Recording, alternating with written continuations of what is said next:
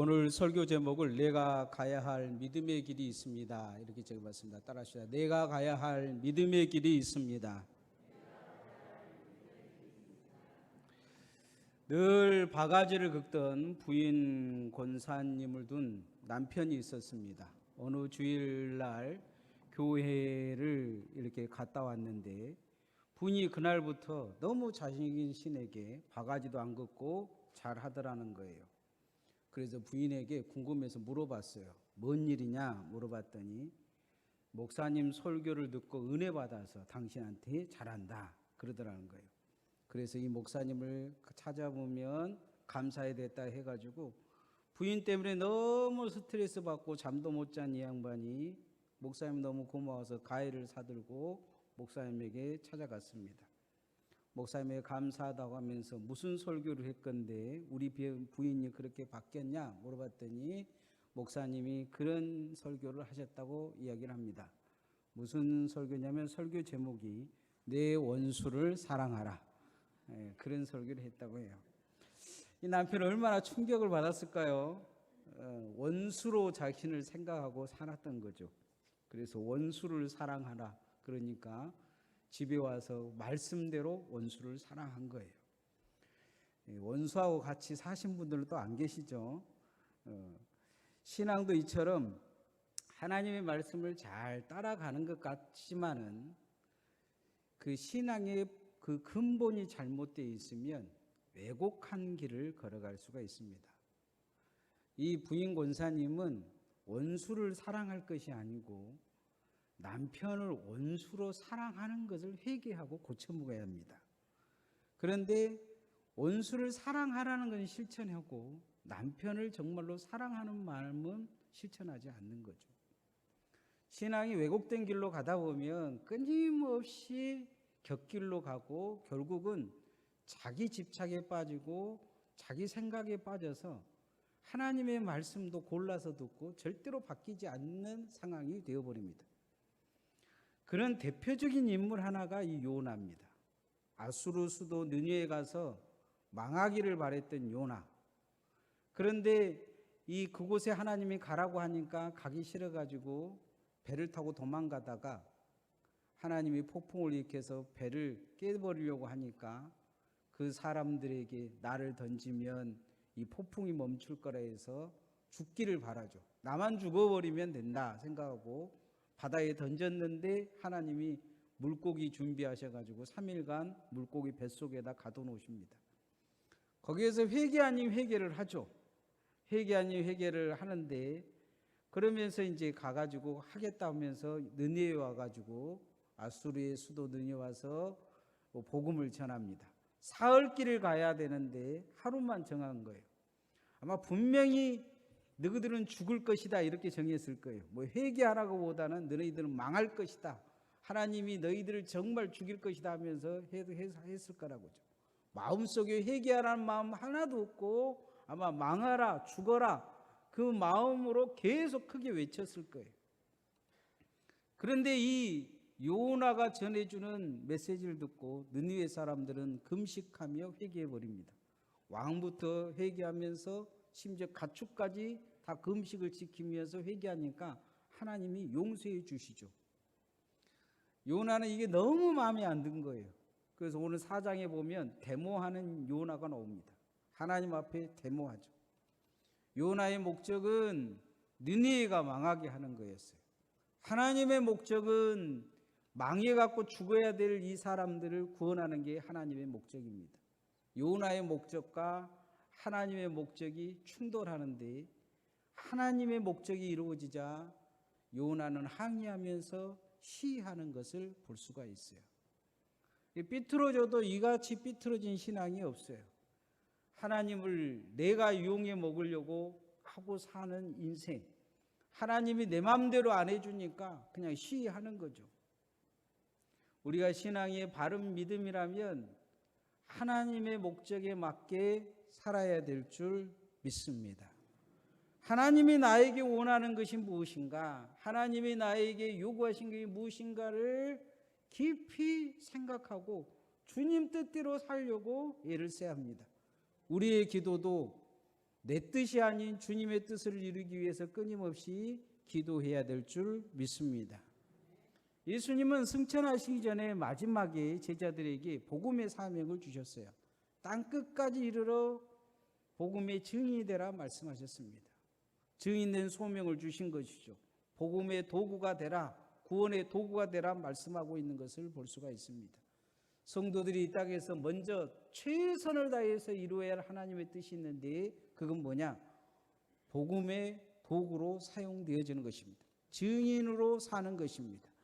그래서 성도는 복음의 사명으로 무장돼야 합니다. 따라합시다. 복음의 사명으로 무장돼야 합니다. 복음의 사명으로 무장돼야 됩니다. 요나는 선지자로 부름을 받았어요. 요나 선지자 그러잖아요.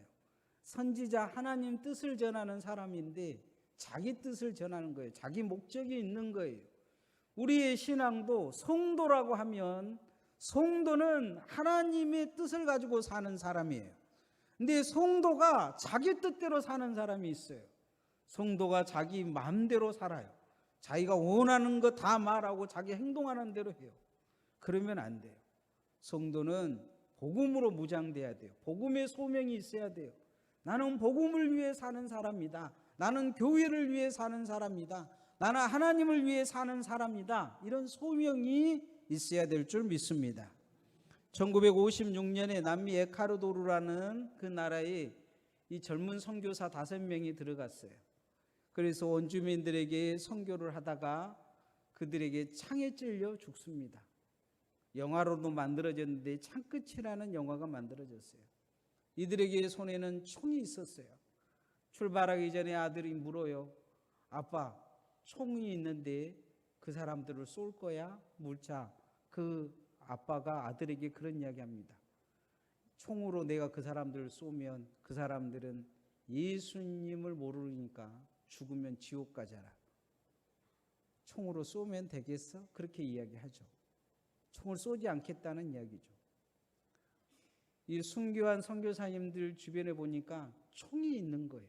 한 발이 발사됐는데 공포탄만 발사되고 총을 쏘지 않는 거예요. 자기를 죽이려고 했던 사람들을 충분히 죽일 수 있는데 죽이지 않는 거예요.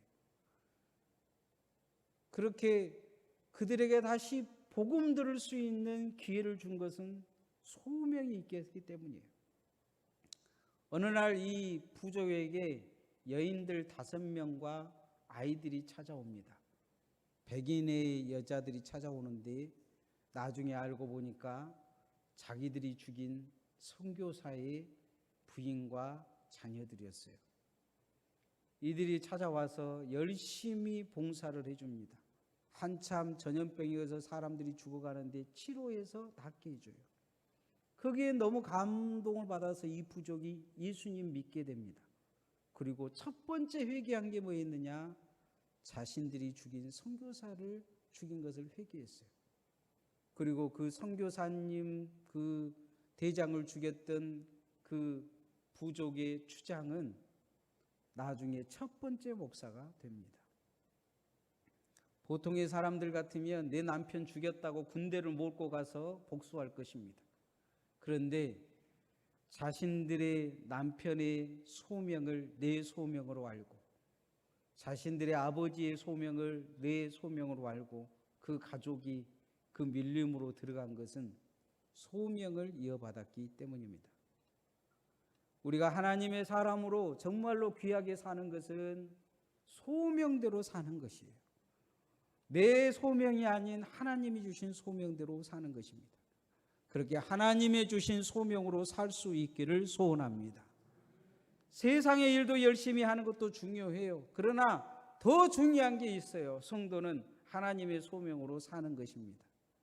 오늘 본문 요나를 보면 선지자라고 하는데 소명이 없어요. 오늘 성경에 그런 이야기를 하죠. 하나님이 이 백성들을 구해놓자 하나님 앞에 시합니다. 4장 3절 말씀 한번 같이 읽어보십시다. 시작.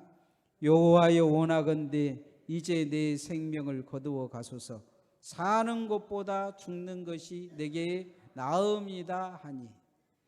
그럴 줄 알았습니다. 차라리 나를 진작 죽여버렸으면 이 아수르는 망할 거 아닙니까?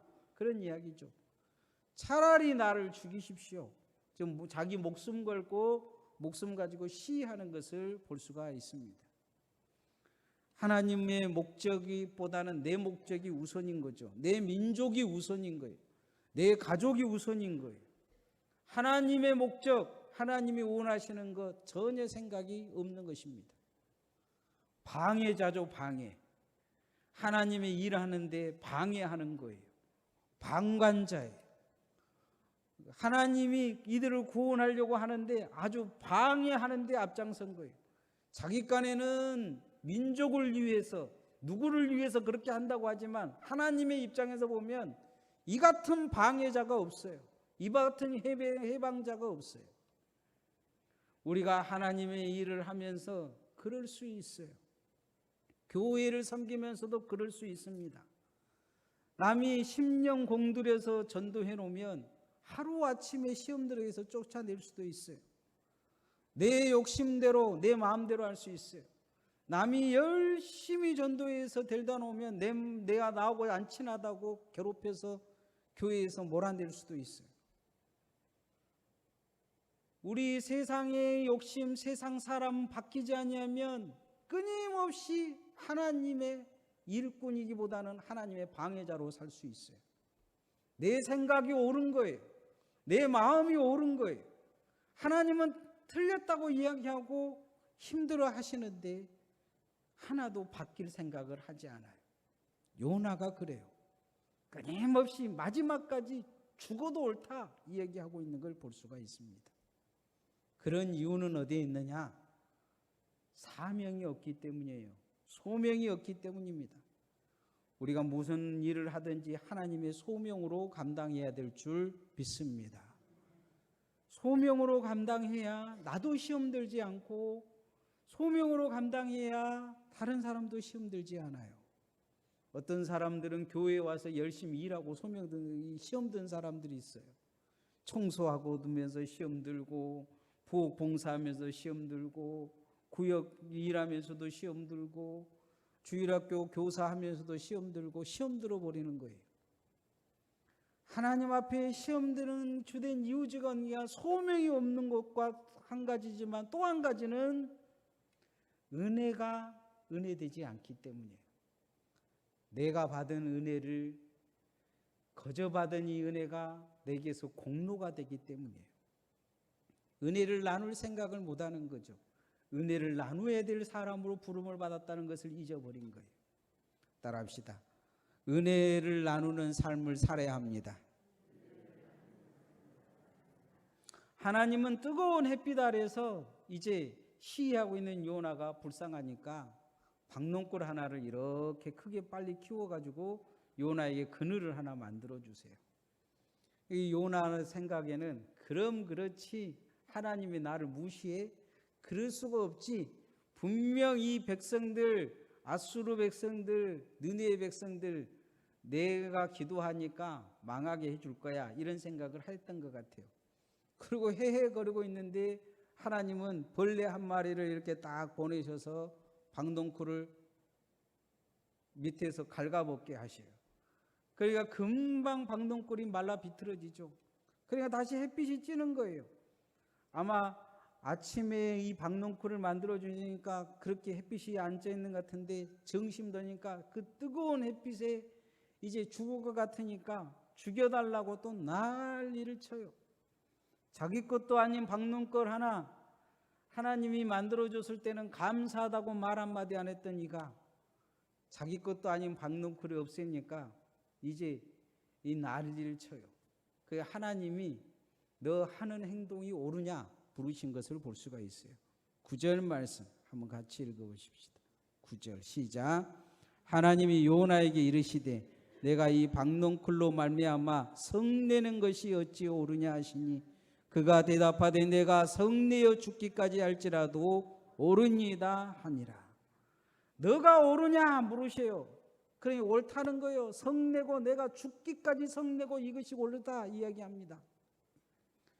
요나에게 하나님이 가르쳐 주신 것은 너가 받은 은혜는 그저 받은 은혜인데 그 공짜로 받은 은혜를 가지고 네가 무슨 믿음을 가진 사람이라고, 네가 무슨 이스라엘의 백성이라고, 네가 무슨 하나님의 사람이라고, 무슨 권리를 가지고 이 앗수르에 있는 백성들이 다 죽어야 된다고 이야기하느냐, 그런 권리가 내게 있느냐 지금 묻고 있는 거예요. 너에게 그런 권리가 있느냐 물으니까 요나가 하는 말이 죽기까지 내가 그 권리를 주장할 수가 있습니다, 이렇게 이야기하는 것이죠. 요나와 이스라엘 백성들이 구원의 백성으로 받은 것은 신명기 말씀에 보면 가장 숫자가 적기 때문에, 보잘것없기 때문에, 힘이 없기 때문에 하나님이 그들의 백성을 부르셔서 성민으로 부르셨다 말씀하셨어요. 은혜라는 거죠. 은혜. 잘나서 부른 게 아니에요. 그들이 뭘 잘해서 부른 것이 아니에요. 은혜라는 거예요. 은혜. 그 은혜로 불렀는데 이제 그 은혜가 이제 왕관이 되어가지고 남 괴롭히는 사람들이 된 거예요. 우리도 신앙생활을 그렇게 할 수가 있어요. 우리가 받은 직분은 은혜예요. 그런데 어떤 직분을 받은 사람들은 내가 누구인데 나한테 인사 안 하며, 내가 누구인데 내 말 안 듣며 이러면서 그 은혜를 권리로 사용하는 사람들도 있어요. 은혜와 직분은 똑같은 거예요. 은혜와 직분을 주신 것은 하나님 앞에 충성하고 헌신하라고 주신 거예요. 만약에 이 은혜와 직분을, 내가 받은 이 은혜와 직분을 다른 사람이 받았다면, 다른 사람이 가졌다면 나보다 더 충성하고 헌신할 수 있어요. 나보다 더 잘할 수도 있다는 것을 기억해야 돼요. 하나님 앞에 이 은혜의 몫을 어떻게 감당해야 될 거냐? 내가 받은 은혜를 다른 사람에게 베풀고 나누어 줘야 될 줄 믿습니다. 내가 받은 은혜로 봉사하는 거예요. 내가 받은 은혜로 충성하는 거예요. 하나님이 내게 은혜를 주셔서 내가 봉사하고 충성하고 헌신할 수 있는 조건을 주신 거예요. 내게 은혜를 주셔서 건강을 주신 거예요. 내게 은혜를 주셔서 충성할 수 있는 믿음을 주신 거예요. 그런데 이것이 나중에 권리가 되어져 버리면 요나처럼 될 수 있어요. 뭔가 삐뚤어졌는데 나는 그런 권리가 있다는 거예요. 나는 그런 대접받을 권리가 있다. 하나님 앞에 내가 그런 대접받을 권리가 있다. 하나님이 나한테 그러면 안 된다. 지금 그렇게 시위하고 있는 요나처럼 우리가 늘 그렇게 생활할 수가 있어요. 교회가 나한테 그러면 안 된다. 어찌 보면 그건 우리가 하나님 앞에 받은 은혜예요. 은혜로 봉사해야 돼요. 물을 가진 사람이 물을 가진 것을 권리로 알아버리면 물은 권력이 될 수가 있어요. 내 마음에 든 사람, 나한테 잘한 사람한테 물 주고 목마르고 헐벗은 거 죽어가는 사람에게 물 한 모금 안 줄 수도 있어요. 그러나 물을 은혜로 받아들이고 물을 정말로 나누어 줘야 될 걸로 생각하는 사람은 목마른 자를 그 물로 살릴 수가 있어요. 은혜는 그와 같아요. 은혜를 흘려버리면 영원히 구원받는 역사가 나타날 줄 믿습니다. 은혜를 흘려보내면 상처받은 영혼들이 새로워지게 될 거예요. 은혜를 흘려받으면 교회가 든든히 설 줄 믿습니다. 하나님 앞에 우리는 은혜로 교회를 섬기고 성도를 섬겨야 될 줄 믿습니다. 이것이 진정한 은혜를 아는 자요, 은혜를 받은 사람들입니다. 신앙생활을 어떻게 해야 되느냐? 소명을 가져야 되는데 소명 가진 사람들이 만약에 은혜를 모르면 무서운 사람이 되어져요. 소명 받은 사람들은 소명이 권력인 줄 알아요. 직분이 권력인 줄 알아요. 아니에요. 은혜예요. 그래서 은혜를 잘 누리고 나누며 베풀며 살아야 됩니다. 이스라엘에 가면 저 위쪽에 호수가 갈릴리 호수가 있고 아래쪽에는 이 사해라는 호수가 있어요. 바다라 그러죠. 갈릴리 바다, 사해 바다 이렇게 이야기해요. 바다라고 이야기한 것은 이 지중해보다 낮기 때문이에요. 그런데 이 갈릴리 호수는 물을 요단강을 통해서 끊임없이 흘려보내요. 그러니까 살아있는 호수예요. 생명이 살죠. 그러나 사회는 그렇지 않아요. 받아들이고 보낼 곳이 없어요. 그래서 결국 썩은 호수가 됩니다. 거기는 물고기가 살 수가 없어요. 교회도 마찬가지예요. 교회가 은혜가 넘쳐야 돼요. 성도들이 은혜가 넘쳐야 돼요. 직분 있는 사람들도 갈릴리와 같이 생명의 바다가 돼야 돼요. 흘려보내줘야 돼요. 그런데 끊임없이 사회처럼 나만 이렇게 하면 나만 이야기하면 그 교회는 죽어요. 부서도 죽어요. 구역도 죽어요. 언젠가는 혼자 남고 다 떠나게 돼 있어요. 사회를 만들어버리는 사람들이 있기 때문이에요. 은혜를 나누지 못하기 때문이에요. 하나님 앞에 우리가 은혜를 흘려보내야 돼요. 은혜를 흘려보내면 그 은혜는 나에게 다시 돌아와서 축복으로 바뀔 줄 믿습니다. 내 자녀들에게도 내 이웃에게도 축복으로 흘러넘칠 거예요. 은혜가 넘치는 곳에 행복이 있습니다. 믿음의 행복을 은혜를 통해서 나눠야 돼요.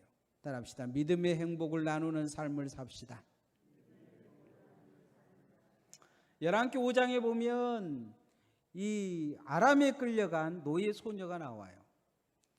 아람 장군 이 나아만 장군이라고 그 시대에는 정말로 싸움 잘해서 이스라엘의 원수 같은 사람이었던 것 같아요. 자기를 종으로 끌고 간 이 장군이 문둥병이 걸린 거예요. 저 같으면 그랬겠어요. 하나님 문둥병 걸리게 잘 됐습니다. 죽게 놔두세요.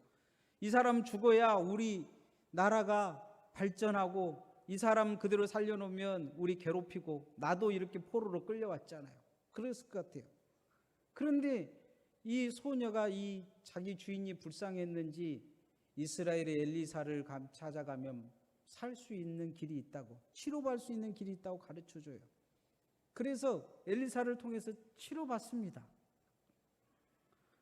이 나아만이 치료받을 뿐만 아니고 그때부터 하나님을 믿는 사람이 돼요. 그 가족이 영적 행복을 추구하는 사람으로 바뀌는 것을 볼 수가 있습니다. 요나 같으면 그렇게 했겠습니까? 하나님 잘 됐습니다. 이참에 그냥 뼈만 썩을 게 아니고 영혼까지 썩어서 지옥으로 보내버리십시오. 이렇게 이야기했을 것입니다. 하나님 앞에 그렇게 남이 불행하기를 바라던 요나, 죽기를 바라는 요나에게 하나님은 그런 하나님이 아니다고 가르쳐주고 계십니다. 11절 말씀 한번 같이 읽어봅시다. 시작. 하물며 이 큰 성읍 느니에는 좌우를 분별하지 못한 자가 12만 명이요 가축도 많이 있나니 내가 어찌 아끼지 아니하겠느냐 하시니라. 내가 어찌 이들이 불행하기를 원하겠느냐, 이들이 저주받고 멸망받기를 원하고 있느냐. 너처럼 분별하고 하나님의 은혜를 알아서 앞이 뒤가 뭔지, 무엇이 어떻게 하나님을 믿어야 되는지 알아야 되는 사람들이 아니요, 앞뒤 분간 못하는 이 사람이 12만 명이나 있는데 꼭 그렇게 죽여야 되겠느냐. 하나님은 이 땅의 모든 사람들이 행복하기를 원하고 계십니다. 우리가 이 땅에 그런 생각을 가지고 다른 사람이 행복할 수 있도록 도와줘야 합니다. 저는 우리 교회에 성도들이 꼭 오면 부탁드리는 거 있어요. 신앙생활 행복하게 하더라고. 근데 신앙생활은 혼자 행복할 수가 없어요. 신앙생활 혼자 행복하게 할 수 있는 사람은 대단한 사람이에요. 그러나 신앙생활은 남이 행복하게 해줘야 행복합니다. 여러분, 신앙생활이 불행한 게 뭐 때문에 불행합니까? 남이 불행하게 하니까 불행한 거예요. 요나 같은 사람 만나면 누구든지 불행합니다. 요나가 만약에 이제 선지자라고 우리 앞에 나타났으면 홍 목사가 제대로 인사 안 하면 선지자한테 인사 안 한다고 막 뭐라 그럴 거예요. 요나가 아마 지나가면서 이야기하면 요나의 설교는 한쪽으로 왜곡될 거예요. 요나는 맨날 청와대 앞에 가서 시위할 수도 있어요. 우리의 신앙이 요나같이 만들어져 버리면 내 주변 사람들이 다 불행해요. 힘들어요. 그런데 요나는 그것이 당연한 줄 알아요. 남을 행복하게 하기보다 불행하게 만든 신앙이 되어볼 수 있어요. 우리는 남을 행복하게 하는, 교회를 행복하게 하는, 주님을 행복해 하는 신앙으로 성장해야 될 줄 믿습니다. 교회 오면 말이라도 한마디 따뜻하게 더 해주고, 더 격려해주고, 인사해주고, 또 함께 해주고, 그런 성도들 되어주시기를 소원합니다. 남이 행복해야 내가 행복한 거예요. 우리 집안을 봐도 그렇잖아요. 내 부인이 행복해야 내가 행복하지. 내 부인이 행복하지 않냐고 잠도 못 자고 늘 그냥 한숨이나 푹푹 쉬었었고, 그러면 혼자 그렇게 행복하다면 그 사람 정신병자죠. 같이 행복해야 행복한 거예요. 신앙생활도 마찬가지입니다. 그래서 남을 행복하게 해주면 내가 행복하게 될 수 있어요. 그래서 여러분, 행복을 얻기 위해 행복을 나눠주는 성도들 되어지기를 소원합니다. 우리가 가야 될 믿음의 길이 있어요. 그 믿음의 길은 첫 번째, 복음의 사명으로 무장하는 것입니다. 어떤 상황이든지 하나님의 목적은 딱 한 곳에 몰려가고 있어요. 예수 그리스도를 통해서 모든 영혼이 구원받는 것입니다. 그리고 그 목적을 이루기 위해서 우리는 이 땅에서 은혜를 나눠야 합니다. 내가 받은 은혜가 있어요. 내가 봉사할 수 있는 기회가 있다면 그것도 은혜예요. 내가 직분을 주셨다면 그것도 은혜예요. 은혜를 가지고 나누면 그의 축복으로 돌아와요. 은혜를 나누면 주변 사람들이 행복해져요. 그렇게 은혜의 행복이 여러분의 삶에 있어서 주님 앞에 갔을 때 그 믿음의 길로 통해서 칭찬받고 축복받고 또 하나님의 영광을 드러내는 주의 종들 되어지기를 소원합니다.